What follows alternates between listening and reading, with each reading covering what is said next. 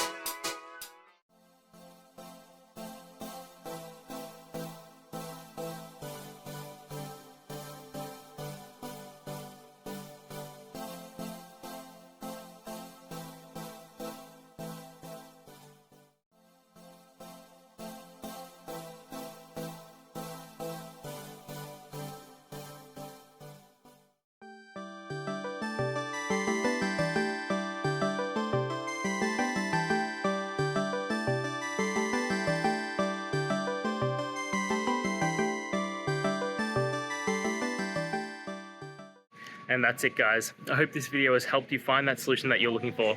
If it did, please hit the subscribe button. I'd really appreciate it. And until next time, I hope you have a good one. Cheers.